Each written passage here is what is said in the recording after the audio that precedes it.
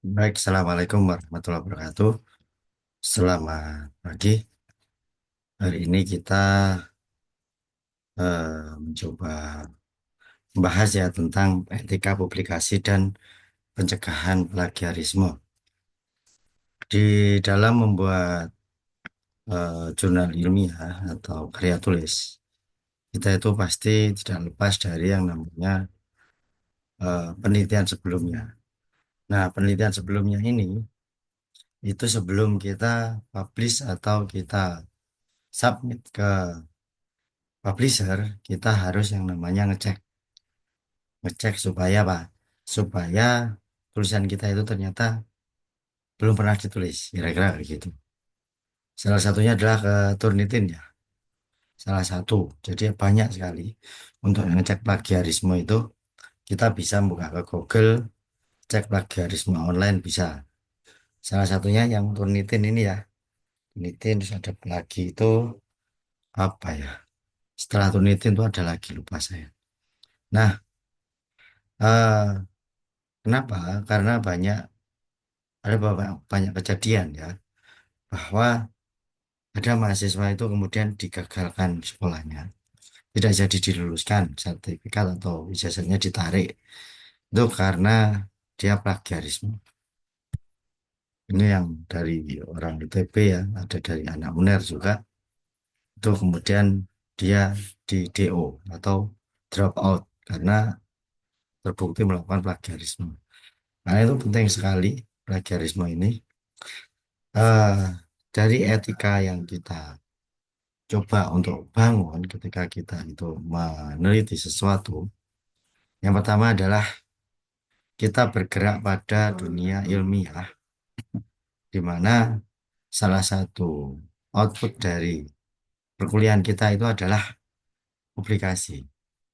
Artinya publikasi itu kita membuat sebuah formula ilmu gitu ya, teori, yang teori itu kemudian kita sebarkan supaya bisa dipakai untuk orang lain, untuk dikembangkan. Maka peran publikasi dalam pengembangan ilmu pengetahuan itu sangat penting sekali, karena dia akan menjadi ujung tombak untuk kemajuan teknologi juga gitu ya.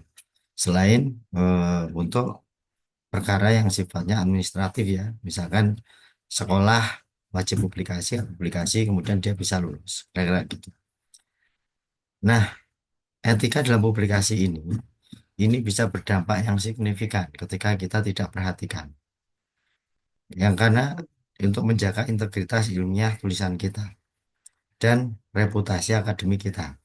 Reputasi akademik kita itu bisa dilihat di Google bisa, di Scopus bisa, atau di mana ya? Di sini ada Google Scholar. Kalau saya ketik nama saya, maka akan keluar penelitian saya. Tahun-tahunnya nanti akan keluar yang mulai yang pertama sampai terakhir itu yang terdaftar. Dan kemudian ada indeks. Nah, indeks itu adalah kriteria seberapa banyak kita meneliti dan seberapa impactnya di masyarakat.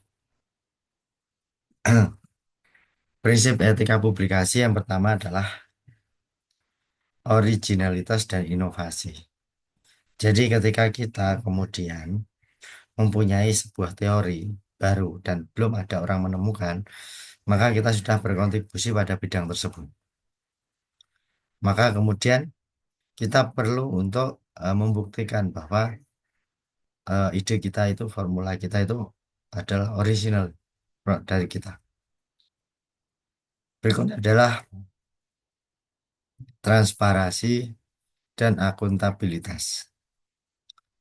Eh, jadi kita harus mengungkapkan bagaimana metodologi yang kita pilih dan data yang keluar itu diambil dengan cara apa, apakah valid atau tidak, apakah terkalibrasi atau tidak. Gitu ya. Jadi tidak boleh kita ngambil data orang lain tanpa kita kemudian memberikan source atau sumber dari mana data itu kita ambil. Kalau kita ambil data sendiri itu malah aman. Tapi kalau ngambil data sendiri itu konsekuensinya biaya. Penulisan yang jujur dan bertanggung jawab. Jadi ketika kita mengungkapkan pendapat orang lain, ya kita jujur, kita harus ungkapkan ini pendapat si A, ini pendapat si B dan seterusnya. Berikutnya adalah keadilan dalam kepengarangan. Kriteria penulisan yang sah, etika, kolaborasi, dan penghargaan pada kontribusi. Jadi di beberapa jurnal itu kalau kita mau membaca jurnal, kita beli. Ya, kita beli, kita bayar, transfer, kemudian kita bisa download jurnal itu, bisa kita baca. Artinya apa? Ada harga ketika kita ingin membaca sesuatu penelitian yang bagus. Berikutnya adalah kepatuhan terhadap standar ilmiah. Standar peer review, proses publikasi, kode etik jurnal, konferen. Jadi ketika kita kemudian mempunyai sebuah judul yang baru, maka kita harus memastikan kita sudah melihat beberapa penelitian yang berkaitan dengan judul kita. Jangan sampai kemudian ketika kita membuat penelitian, ternyata judul itu sudah dipakai orang lain. Atau bahkan sudah lama ya, sudah beberapa tahun sudah publis. Nah, itu sangat keteledoran sekali. Karena bisa jadi itu yang pertama kita akan sulit mempublisnya. Yang kedua adalah bisa dituntut ya. Apalagi kalau kemudian kita pakai data sekunder, data dari jurnal yang sudah ada tanpa kita memberikan tulisan referensinya. Bentuk plagiarisme itu langsung yang pertama. Jadi kita copy paste gitu ya. Kemudian plagiarisme paraphrase mengubah kata-kata tapi mempertahankan itu tanpa atribusi. Jadi aktif ke pasif dan sebagainya tapi intinya maksudnya sama gitu ya. Terus plagiarisme mosaik menggabungkan frase dan berbagai sumber tanpa kutipan. Maka kalau kita ada berbagai sumber, ya sudah ada kutipan, kira-kira gitu. Kutipan referensi diambil dari mana. Nah, terus kemudian plagiarisme atau self plagiarism. Jadi ada beberapa student itu yang kemudian dia menulis jurnal, disubmit ke A, dengan jurnal yang sama disubmit ke B, jurnal yang sama disubmit ke C, dan seterusnya. Itu namanya auto self plagiarism. Jadi artinya apa? Nanti kalau itu satu diterbitkan, satu sama-sama diterbitkan, nah itu jadi masalah. Gitu. Karena itu kita harus benar-benar publish di satu jurnal. Berikutnya adalah alat dan teknik pencegahan plagiarisme. Yang pertama adalah perangkat lunak deteksi plagiarisme, Turnitin, Grammarly, Plagiarism. Di Grammarly itu ada ya. Kalau kita mau paraphrase, kita langsung kalau mereka mendeteksi ada kata-kata yang mirip dengan sumbernya, maka mereka akan memberikan pilihan untuk paraphrase. Ini kalau Grammarly yang premium, gitu ya. Yang lain juga seperti itu. Dan cara kerja dari Grammarly itu lebih mudah sekali. Jadi secara grammar kita juga di tag, secara referensi kita juga dites, secara apa itu kalimat kata plagiarisme kita juga dicek. Jadi banyak sekali manfaatnya.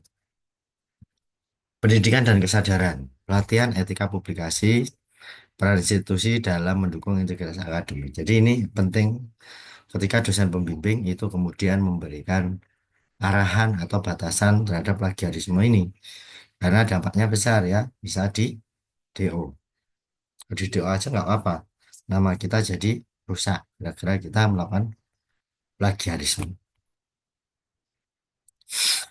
Nah, kalau kemudian sampai terjadi pelanggaran etik ini, maka yang pertama kita akan mendapatkan konsekuensi akademik. Publikasi ditarik, sanksi akademik, kehilangan gelar, artinya kita di DO ya. Konsekuensi hukum, kita bisa dituntut hak cipta secara finansial dan bisa dipenjara juga kalau memang tidak ada titik temu. Dampak pada reputasi, ada hilang. Jadi misalkan nih, ITS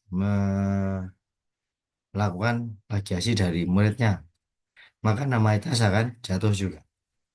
Hmm. Kemudian pengaruh jangka panjang sama dan karir, karena plagiarisme itu kan pembohongan. Bohong, ya namanya bohong ya nggak jujur, maka itu akan menjadi nilai minus dari kita. Nah, banyak yang terjadi ya tentang plagiarisme itu yang di Indonesia, di mana kemudian ada anak S3, S2, S1 semuanya ada. Satu itu biasanya dia skripsinya di copy paste, kalau S3 itu jurnalnya. Ini ada yang jurnal kemudian hanya mengganti namanya saja.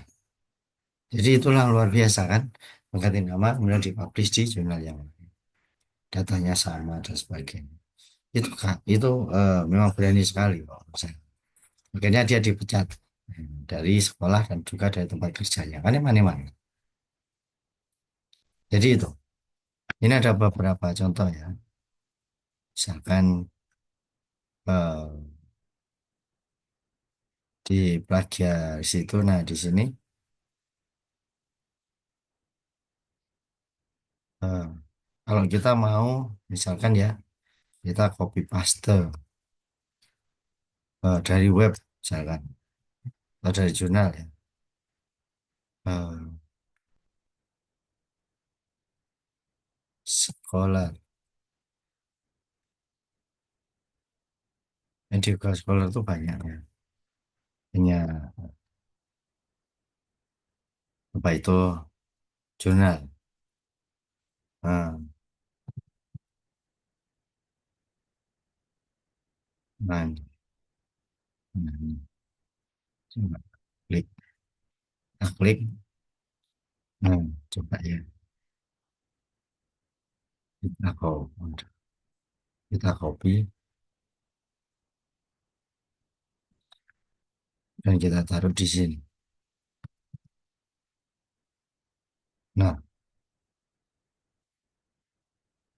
di sini eh Grammarly itu, nah ini Grammarly. Nah, ini bisa kita bisa tahu apa saja di sini yang salah. Plagiarism.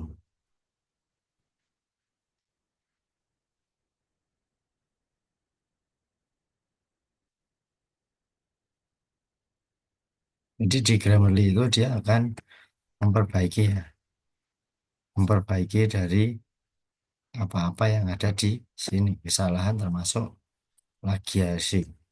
Nah, ini langkah awalnya di di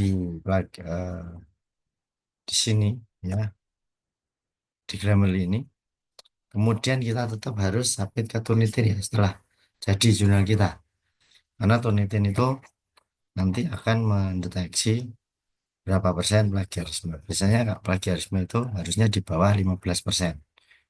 Baru kemudian anu kita, jurnal kita bisa dikatakan lolos. Gitu. Nah, jadi kalau kita ini aja saya copy paste ya, tapi di sini tidak eh bentar. Nah ini tuh, paraphrase it ya, ada kan di sini. Coba kalau kita klik di sini. Nah, ini adalah paraphrasenya. Ini kan, nah, of building play essential role in energy efficiency. Thereafter of the seluruh crucial energy efficiency ya. Jadi dia sudah di paraphrase. Kalau kita klik insert, nah maka kemudian dia akan berubah. Ini namanya Grammarly ya. Apakah kemudian ini nanti kedetek? Harusnya enggak. Kalau dideteksi itu, kalau kita premium bagus ya. Grammarly kita beli software yang premium aja. Grammarly itu setahun 2.200.000. Itu sudah sangat nyaman sekali untuk grammar, untuk lain-lain gitu. Jadi eh, selain Grammarly apa, kita bisa, misalkan kita nggak mau beli ya, kita mau paraphrase, nah paraphrase online. Nah ini Quillbot ini bisa. Nah, nih di sini bisa Quillbot. Nah, beli premium lebih bagus ya, karena kalau premium itu dia kosakatanya lebih banyak. Hmm. Ada editpad, paraphrase.io, website guru, paraphrasing.io, dan sebagainya. Masih banyak. Artinya apa? Kalau kita mau paraphrase, ya misalnya kita bahasa Inggrisnya hanya sedikit-sedikit tidak lancar, kita bisa menggunakan tool-tool ini. Insya Allah ini sangat membantu. Kalau Grammarly malah lebih lengkap lagi ya. Jadi tinggal kita klik, maka dia akan berubah langsung, sudah termasuk paraphrase-nya. Jadi itu yang berkaitan dengan paraphrase, yang etika obligasi dan pencegahan plagiarisme. eh Bisa ya, kalau Anda mau ngambil satu paragraf, kemudian Anda masukkan ke plagiarisme atau atau yang software-software tadi, mereka akan langsung mengubahnya dengan eh, mengubah kata-katanya. Jadi itu enaknya zaman sekarang dibanding dengan zaman lalu. Baik, terima kasih. Assalamualaikum warahmatullahi wabarakatuh. Dikasih yang